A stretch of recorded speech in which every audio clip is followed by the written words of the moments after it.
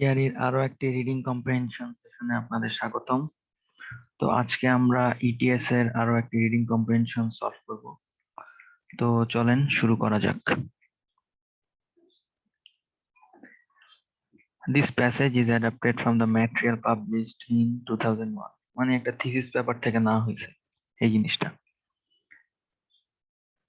In 1998, scientists using a neutrino detector in Kamioka, Japan, were able to observe several thousand neutrinos, মানে 1998 সালে সায়েন্টিস্টরা একটা neutrino detector use করেছিল in ক্যামিওকা জাপানে, যেটা হচ্ছে থাউজেন্ড অফ নিউট্রিনো অবজার্ভ করেছিল ইলিউসিভ টাইনি সাবঅ্যাটমিক পার্টিকেল। এই নিউট্রিনোটার অবস্থা মানে নিউট্রিনো সম্পর্কে বলতেছে যে ইলিউসিভ বা খুবই কম সময় দেখা যায়, খুব অল্প সময়ের জন্য।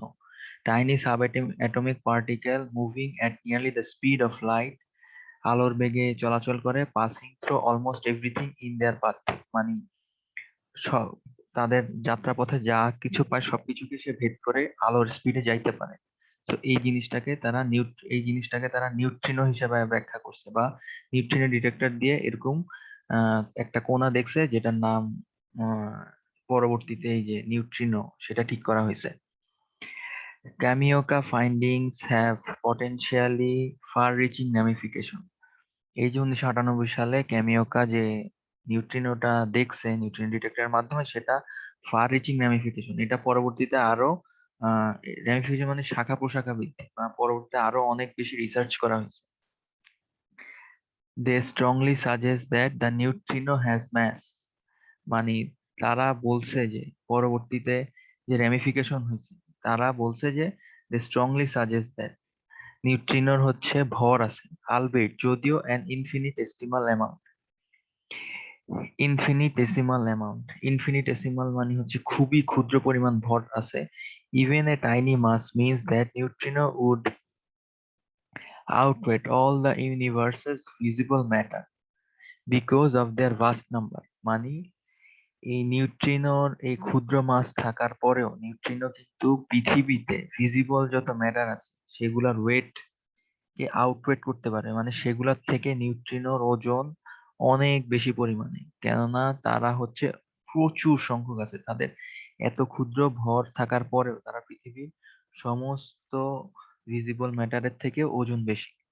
The finding also suggests that a given neutrino doesn't have one stable mass, মানে নিউট্রিনোর কোনো স্টেবল ম্যাস নাই, স্থিতিশীল ম্যাস নাই, or one stable identity. So এই ফাইন্ডিংটা আরো সাজেস্ট করছে যে এই নিউট্রিনোটা স্টেবল ম্যাস নেই এবং স্টেবল আইডেন্টিটি নেই, একবার এই জায়গায় থাকে একবার ওই জায়গায় থাকে। আর ম্যাস সবসময় মানে একবার ম্যাস থাকে একবার ম্যাস ভর মনে মনে হয় ভর আছে, একবার ভরহীন মনে হয়। Instead it oscillates from one identity or flavour, মানে এটা এক আইডেন্টিটি অর ফ্লেভার থেকে টু অ্যানাদার আরেকটা আইডেন্টিটি অর ফ্লেভারে কনভার্ট হয়। এখানে ফ্লেভার বলতে বুঝাইছে যে ফিজিসিস্টরা বলছে যে how neutrino interact with other পার্টিকেলের সাথে তারা কিভাবে লেগে থাকে, সেই জিনিসটাকে ওরা ফ্লেভার বলছে।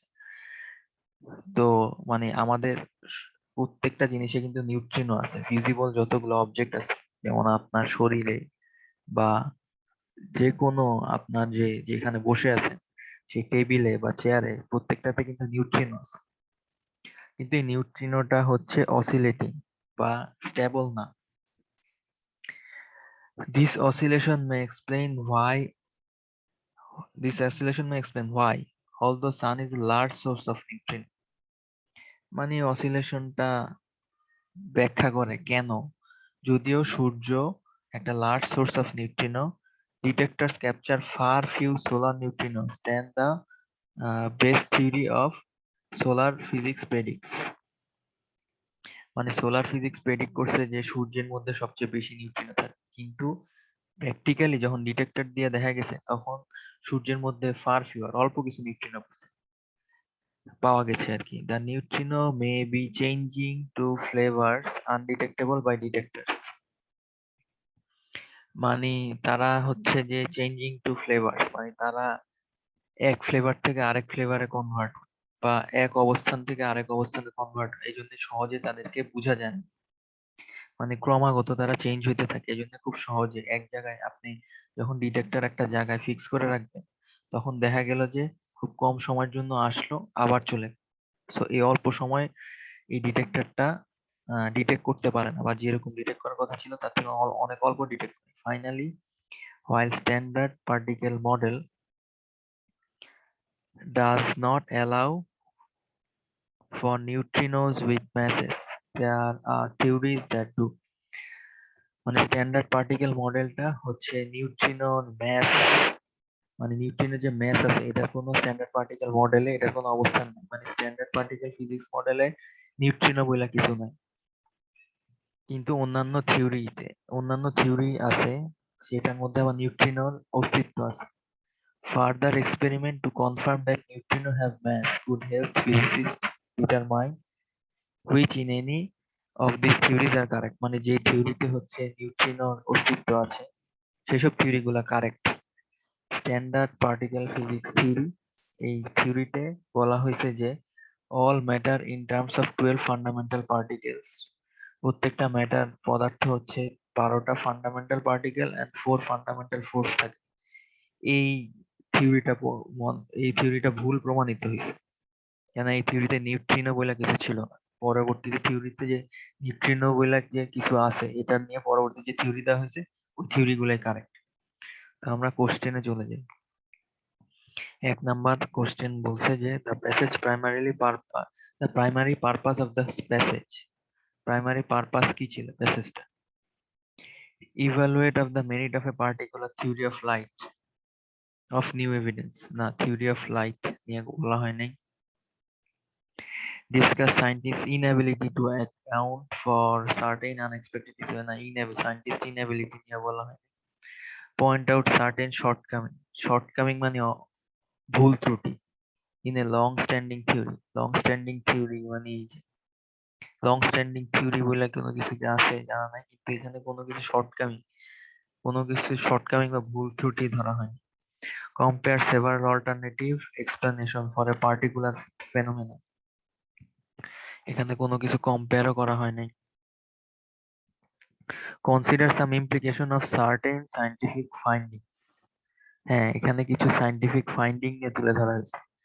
এই সায়েন্টিফিক ফাইন্ডিং গুলা কি কি? যে নিউট্রিনোর যে ফাইন্ডিং, এই যে far reaching, এই যে Kamiok's finding have potentially far reaching ramification, এই যে far reaching ramification কিছু শাখা প্রশাখা রয়েছে, এই ব্যাপারে কিন্তু এখানে পরবর্তীতে বলা হয়েছে যে নিউট্রিনোর যে দুইটা একটা ফাইন্ডিং ছিল তার doesn't have stable mass or stable identity, এই ফাইন্ডিংটা স্টেবল ম্যাস বা স্টেবল আইডেন্টিটি, এই ফাইন্ডিংটা কিন্তু তুলে ধরা হয়েছে। তারপর আবার তাদের ফ্লেভার, তারা নিউট্রিনটা কিভাবে যে interact with other particle, so এই ফাইন্ডিংটাও তারা পাইছে। আবার এখানে বলা হয়েছে যে ফান্ডামেন্টাল থিওরির যে ফাইন্ডিং এটা হচ্ছে ইনকারেক্ট, যেটা নিউট্রিনোর অস্তিত্ব আছে এমন থিওরিগুলো কারেক্ট। সো কিছু ফাইন্ডিং তুলে ধরা হয়েছে, সো এই জিনিসটা কারেক্ট। সো এটা গেল 1 নাম্বার কোশ্চেন অ্যান্সার। কারো বুঝতে সমস্যা হলে বলেন, কমেন্ট করে জানাবেন।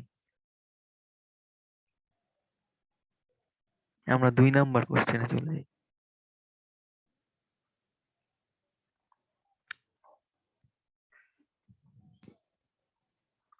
2 নাম্বার কোশ্চেনে বলা হয়েছে যে according to the passage one significant implication discovery is that neutrino have mass, is that such a discovery, মানে নিউট্রিনোর ম্যাস নিয়ে এখানে কি কি বলা হয়েছে চলেন দেখি। নিউট্রিনোর ম্যাস নিয়ে এখানে বলা হয়েছে যে সরি নিউট্রিনের ম্যাস নিয়ে বলা হচ্ছে যে এই ম্যাসটা হচ্ছে আউটওয়েট করে অল দ্য ইউনিভার্সেস ম্যাটার, সব পদার্থ থেকে নিউট্রিনের ম্যাস সবচেয়ে বেশি। তারপর নিউট্রিনের ম্যাসটা হচ্ছে স্টেবল না, ডাজন্ট স্টেবল। সো এই জিনিসগুলা হচ্ছে অসিলেট করে, এবং এই জিনিসটা হচ্ছে অসিলেট করে। সো এই এই কয়েকটা জিনিস হচ্ছে ম্যাথ নিয়ে বলা হয়েছে। সো আমরা একটু অপশন গুলাতে যাই। অপশনে বলছে যে a discovery would cast doubt on a solar origin, না এখানে কোনো কিছু ডাউটের কথা বলা হয়। কাস্ট এ ডাউট, কোনো ডাউট না। Help to establish the validity of standard physics particle model, মানে এটা স্ট্যাবলিশ করছে, স্ট্যান্ডার্ড না, এটা তো স্ট্যাবলিশ করাই নাই, বরঞ্চ এটাকে ভুল প্রমাণ করছে। Indicate that most of the visible matter of the universe is composed of neutrinos, এই অপশনটা আমরা রাখতে পারি। Until the total weight of the visible matter in the universe is less than all the neutrinos of the universe, এটা তো direct বলা হয়েছে, এটা হবে। Mean that the speed with which neutrinos normally move can be slowed by certain type of matter, না এখানে speed সম্পর্কে বলা হয়।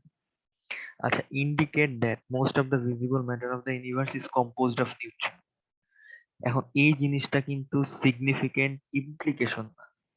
ইমপ্লিকেশনটা কি? ইমপ্লিকেশনটা হচ্ছে যে তাদের ওয়েটটা হচ্ছে অন্যান্য সবকিছু ওয়েটের থেকে বেশি, এটা হচ্ছে তাদের ইমপ্লিকেশন, বা এটা হচ্ছে তাদের একটা result. Implication final, significant implication, এখানে লাইনটা দেখি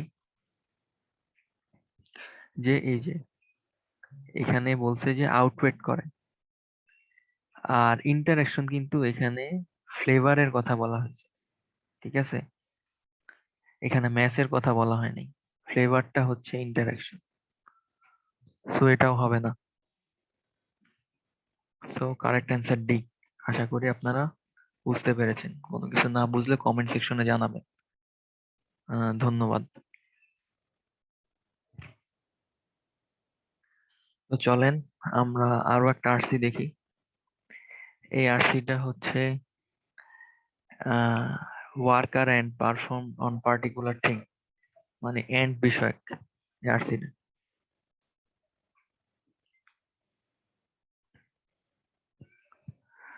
What makes a worker and perform one particular task rather than another, মানে এখানে বলা হয়েছে যে what makes a worker and perform one particular task, একটা নির্দিষ্ট টাস্ক rather than another, মানে একটা এন্ড তার একটা নির্দিষ্ট কাজ যে করে, এই কাজটা কিসের ভিত্তিতে করে সেই সম্পর্কে বলা হয়েছে। এক এক রকম এন্ড এক এক রকম কাজ করে, এই কাজটা কেন করে সে সম্পর্কে জানতে চাওয়া হয়েছে। So 1970, in the mid 1980s, researcher emphasized internal factors within individual ant. Internal factor সম্পর্কে দেখছে যে such as polymorphism, the presence in the nest of workers of different shapes. ওয়ার্কার্সরা হচ্ছে ডিফারেন্ট শেপস এর, each suited to particular task, মানে মনে করেন different shape and সাইজের ওয়ার্কার ছিল, তাদের কাজ ছিল এক একটা এক একজনের এক এক রকম। মানে যেসব ওয়ার্কাররা শেপে অনেক বড় ছিল তাদের কাজ ধরেন বেশি ছিল, যাদের শেপ কম ছিল তাদেরকে ধরেন প্রহরী হিসেবে রাখা হইতো, যারা মনে করেন চিকনা চাকনা তাদেরকে মনে করেন ট্রেনিং দিয়ে হয়তো কমব্যাট অ্যাক্ট এর কাজে রাখা হইতো। সো সাইজ এন্ড শেপ অনুযায়ী নেস্টের ওয়ার্কারদের কাজ ভিন্ন ছিল। Other elements then consider to have primary influence upon an ant's career, মানে আদার্স ওয়্যার ইটস এইজ, মানে আরো এলিমেন্ট কনসিডার করা হয়তো, সেটা কি, এটার এইজ এন্ড জেনেটিক্স, এটার এইজ এন্ড জেনেটিক্স এর উপরও কিন্তু অ্যান্টের কাজ নির্ধারণ হইতো, বা কোন অ্যান্ট কি কাজ করবে সেটা নির্ধারণ হইতো। এবং এখানে বলা হয়েছে it might change task at its got older, মানে তারা বয়স হয়ে গেলে তাদের কাজটা চেঞ্জ করে দেওয়া হয়। যাকে যুদ্ধ করার দায়িত্ব দেওয়া হইতো, বয়স হয়ে গেলে তাকে যুদ্ধের সেনাপতি বানাই দিত, বা যুদ্ধের হেড বানাই দিত, বা কনসালটেন্ট বানাই দিত, এরকম। However, subsequent and researcher have focused, কিছু and researcher ফোকাস করেছে যে focused on some external prompts for behavior, কিছু and আবার তাদের বিহেভিয়ার নিয়ে ফোকাস করেছে যে in advocating this approach,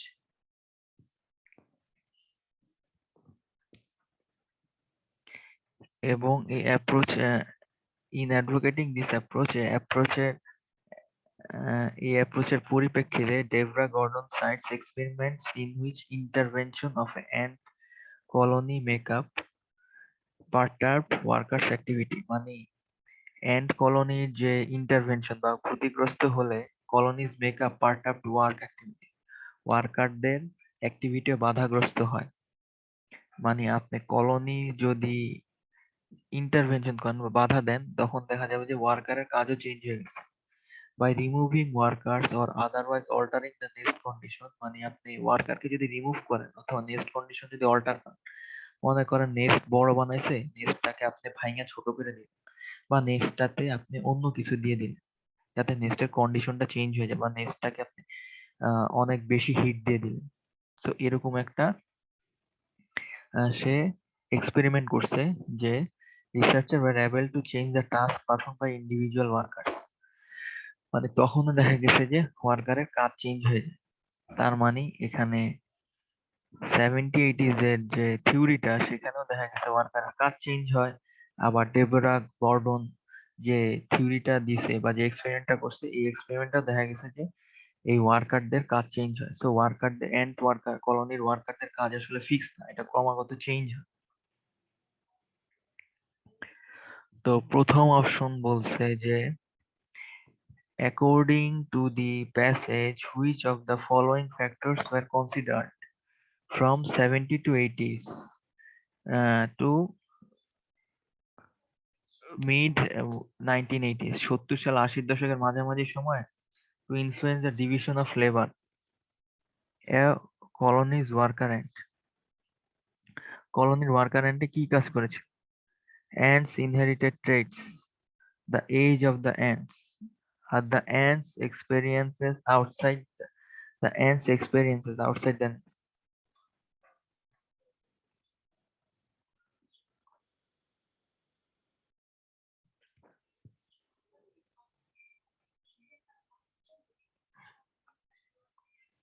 তো ants inherited traits এখানে 1970 to 1980s to influence the division of labor among the colonies worker ants, colony worker ants সম্পর্কে বলছে যে the ants inherited traits, অ্যান্টের ট্রেট গুলা কিরকম হবে? the age of the ants,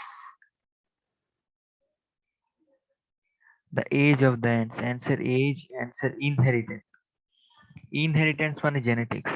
so 70-80s A inheritance ও বলছে, এইজও বলছে। the ants experience outside of the nest না, Debra Gordon কিন্তু ants এর আউটসাইড ট্রেড নিয়ে কথা বলছে, আউটসাইড অফ দ্য ট্রেডস। আর ওরা 1980s এ বলছে ইন্টারনাল ফ্যাক্টর, আর এরা বলছে এক্সটার্নাল ফ্যাক্টর। এগুলা কিন্তু বলা হচ্ছে এক্সটার্নাল ফ্যাক্টর,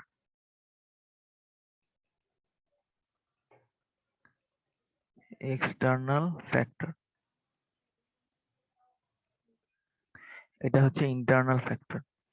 তো এখানে 1 নম্বর অপশন বলছে ants inherited traits, এটাও correct. Age of the ants, এটাও কারেক্ট। এই যে জেনেটিক্স, এজ, জেনেটিক্স, কিন্তু ants experience outside of the nest, এটা কারেক্ট। তো এটা এক্সটার্নাল ফ্যাক্টর, এটা ডেবরা গর্ডন বলছে। তো নেক্সট অপশনটাতে যাই।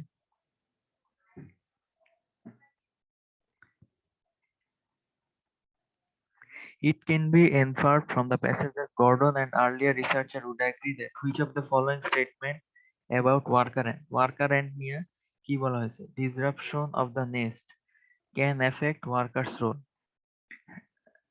এখানে বলছে যে এগ্রি করছে কোনটা?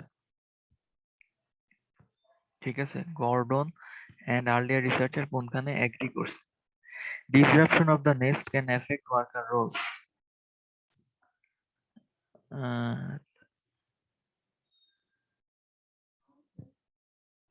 Genetics predominates over other factors in determining a worker's role.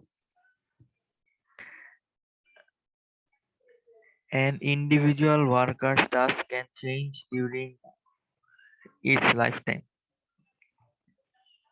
আচ্ছা, disruption of the nest change a worker's role, এইটা কিন্তু disruption কিন্তু external factor, ঠিক আছে?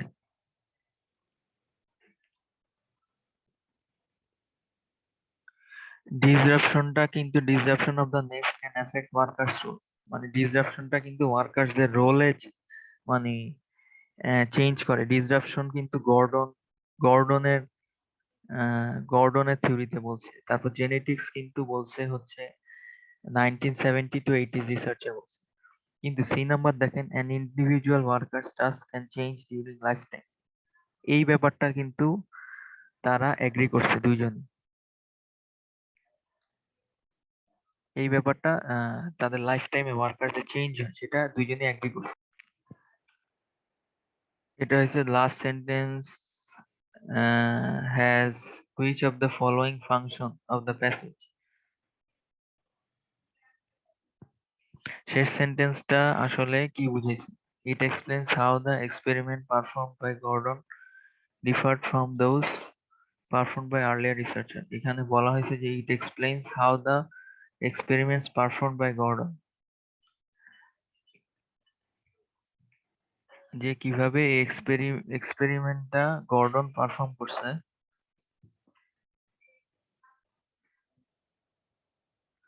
লাস্ট সেন্টেন্সটা বলছে যে has which of the following function of the passage. এটা বলছে যে ইট explains how the experiment perform by Gordon differed from those perform by earlier researcher.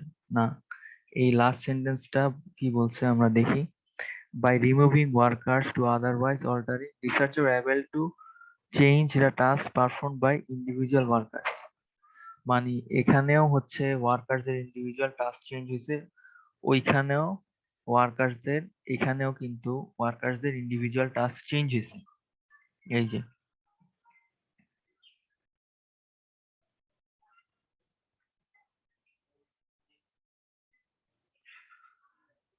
এই যে পলিমরফিজম, বিভিন্ন শেপের, এই যে এইজের কারণে আর জেনেটিক্স এর কারণে